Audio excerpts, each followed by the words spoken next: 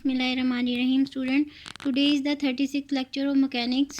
5.7 article we have to discuss system of variable mass. Centre of मास जो है वो हम डिस्कस कर रहे थे. हमने डिफरेंट सिस्टम के लिए सेंटर ऑफ मास की वैल्यू कैलकुलेट की फॉर रॉड, फॉर हेमिस्फीयर. और अब हम देखते हैं system of variable mass. Variable mass जो है वो वेरी कर रहा है अगर, तो इसकी एग्जांपल जो है रॉकेट की एग्जांपल जो है, हमने रॉकेट अपने फर्स्ट ईयर क्लासेस में भी उसकी एग्जांपल पढ़ी थी कि उसके अंदर जो है वो रॉकेट किस तरह से बना होता है कि उसमें डिफरेंट मैसेज जो हैं वो हम उसको फ्यूल के जो बॉक्सेस हैं वो it consist of mass.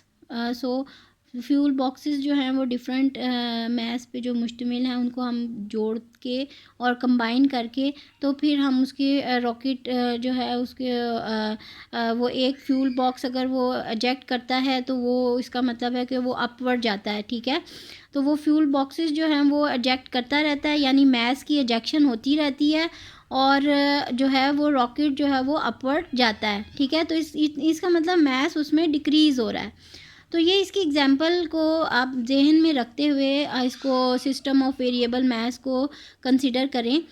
Let us consider a system having a mass capital M moving with velocity v at any instant in the observers frame of reference. ठीक है, एक फ्रेम ऑफ रेफरेंस लेते हैं हम, जैसे कि हमारे पास एक लेबॉर्ट्री जो है वो एक फ्रेम ऑफ रेफरेंस के तौर पे हम ले रहे हैं और उसमें जो है मास एम मैस जो है वो मूव कर रहा है किस वेलोसिटी से, वी वेलोसिटी पे.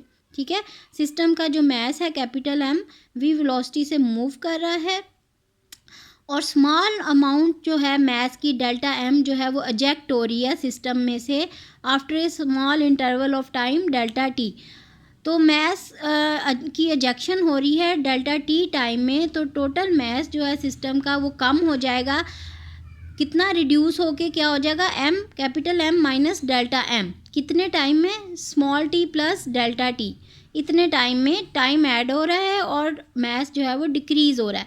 Just like the example of rocket के रॉकेट का मैस जो है वो आहिस्ता आहिस्ता डिक्रीज़ होता जाता है, कम होता जाता है और वो उसको एक्सपेल करता जाता है और वो अपवर्ड जो है उतनी ज़्यादा तेज़ी से वो अपवर्ड जाता है. ठीक है, note that delta M is equals to minus capital delta M decrease in total mass M of the system. ठीक है, या इतना डिक्रीज़ आ गया मैस में सिस्टम में. ठीक है, let the system with remaining mass move with velocity v plus delta v. और जो बाकी रह गया जिससे सिस्टम मूव करेगा अपवर्ड, ये तो मैस एजेक्ट हो गया ना, ख़त्म हो गया.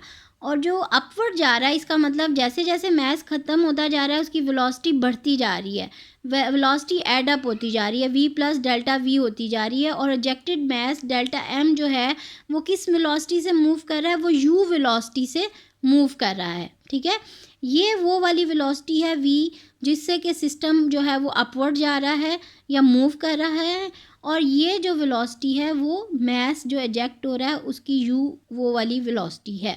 ठीक है, अब देखें कि F एक्सटर्नल जो है वो फोर्स है that denote the sum external force such as gravity है या एटमॉस्फेरिक ड्रैग है. ठीक है, जो कि उसको ऊपर की तरफ लेके जा रही है. तो हमारे पास या वो उसको ग्रेविटी जो है उसको ओवरकम करता हुआ, उस फोर्स को ओवरकम करता हुआ सिस्टम जो है वो मूव कर रहा है. तो इनिशियल मोमेंटम क्या है, मैस इनटू वेलोसिटी. मोमेंटम क्या है, P से हम उसको डिनोट करते हैं मोमेंटम को.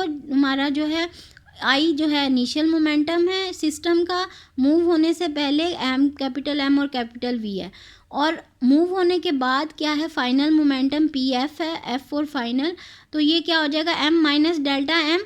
ठीक है, जितना मैस एजेक्ट हुआ उतना हम इसमें से कम कर देंगे, minus delta M small m और V प्लस डेल्टा V, यानी वेलोसिटी एडअप हो जाएगी और मैस डिक्रीज़ हो जाएगा, plus delta M into you.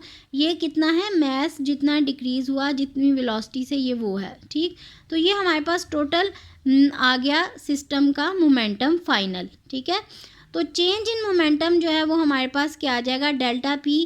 अब इसको चेंज जो आएगा फाइनल माइनस इनिशियल करेंगे हम, तो आप इस पूरी इक्वेशन में से इसको हम माइनस कर देंगे. ठीक है, तो ये delta M minus capital M minus delta M into V plus delta V आपस में मल्टीप्लाई करेंगे. ठीक है। तो जब हम मल्टीप्लाई करेंगे और साथ में डेल्टा एम जो है इसको माइनस कैपिटल डेल्टा एम के तौर पे हम इसको पुट करेंगे, जो ये हमने पहले बताया है, ठीक है, स्टार्टिंग में। तो यहाँ पे हम माइनस डेल्टा एम की जगह क्या पुट कर देंगे, माइनस, यहाँ पे प्लस डेल्टा एम की जगह माइनस डेल्टा एम पुट कर देंगे, क्योंकि ये डिक्रीज़ हो रहा है, डिक्रीज इन मैस है। अब यहाँ पे हम जब इसको मल्टीप्लाई करेंगे और इसको हम अरेंज करेंगे तो ये जो है यहाँ पे ये भी, यहाँ पे भी जो माइनस डेल्टा एम है ये क्या हो जाएगा, प्लस कैपिटल डेल्टा एम की फॉर्म में आ जाएगा, ठीक है। तो इस इक्वेशन को आप स्टूडेंट मल्टीप्लाई करें और सिंप्लीफाई करें तो क्या आएगा, पहले m को इस सब से मल्टीप्लाई करेंगे, फिर डेल्टा m को इससे मल्टीप्लाई करेंगे, तो m v आ जाएगा plus m delta v plus v delta m plus delta m delta v आ जाएगा, ठीक है, डेल्टा m डेल्टा v। इन दोनों को जब हम आपस में मल्टीप्लाई करेंगे तो यहाँ तक ये वैल्यू आएगी minus delta m into U minus M V, ये पूरी इक्वेशन हमारे पास आ जाएगी। अब इसको सिंप्लीफाई अगर हम करें, ये माइनस m और ये प्लस एम वी और माइनस एम वी कैंसिल, ये ख़त्म हो गई टर्म। और ये डेल्टा m और डेल्टा v क्योंकि दोनों ही डेल्टा हैं, डेल्टा मीन्स स्मॉल चेंज, ये इतनी ज़्यादा देखें 0.1 और 0.1 को मल्टीप्लाई आपस में करें तो और ज़्यादा छोटी वैल्यू आती है। इसी तरह डेल्टा m और डेल्टा v को मल्टीप्लाई करेंगे तो बहुत छोटी वैल्यू आएगी कि हम इसको ऑलमोस्ट निगलेक्ट कर देंगे, तो ये वैल्यू हमारी निगलेक्ट हो गई, ठीक है। तो अब हमारे पास इक्वेशन सिंप्लीफाई होके सिर्फ ये 1, 2 और ये 3 टर्म जो हैं वो रह जाएंगी, ठीक है।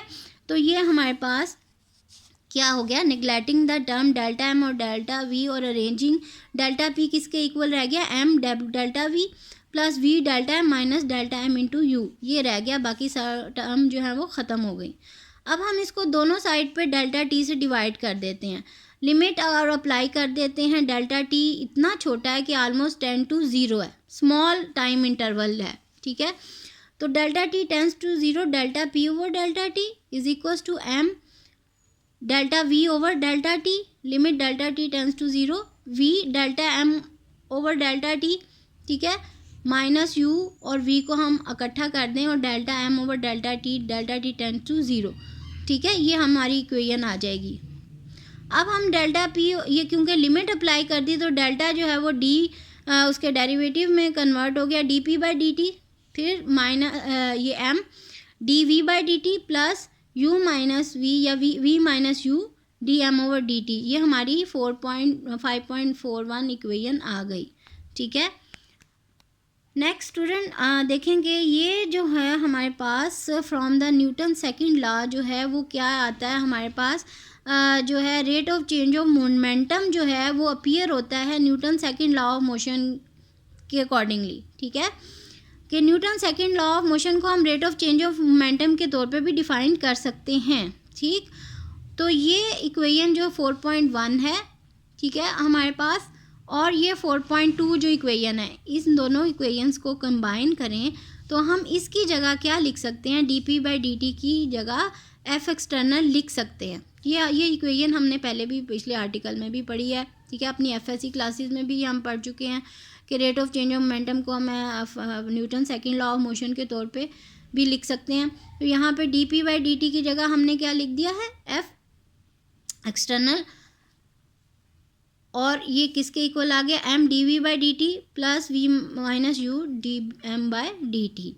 अब D V by D T क्या है, acceleration generated in the system when it ejects a mass delta m at velocity delta u in our frame of reference।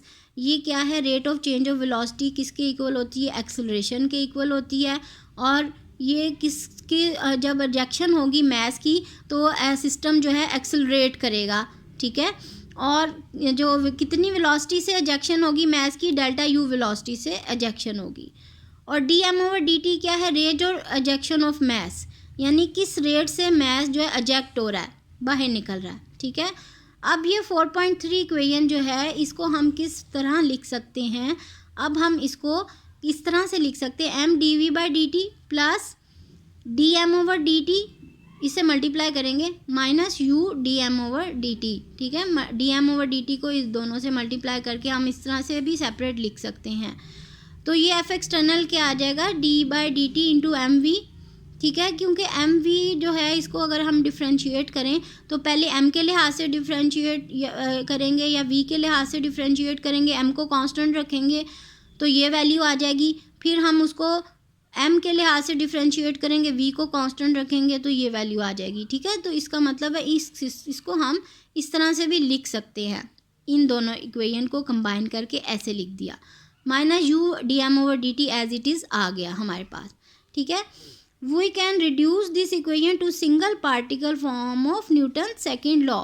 F external हमारे पास क्या आ गया, D by D T M V, ये अगर हम इसको रिड्यूस करें तो हमारे पास ये क्या आ जाता है, एम अगर मैस अगर हमारे पास कांस्टेंट है तो D by D T D V by D T क्या है, दैट इज़ द एक्सेलरेशन। तो एक्सेलरेशन क्या है हमारे पास, ए से डिनोट करते हैं क्योंकि rate of change of velocity आ गई ना D V by D T, तो वो एक्सेलरेशन के इक्वल होती है, तो एम ए के इक्वल आ गया, दैट इज़ एफ एक्सटर्नल, ठीक। तो आगे हम इसके दो स्पेशल केसेस डिस्कस करते हैं।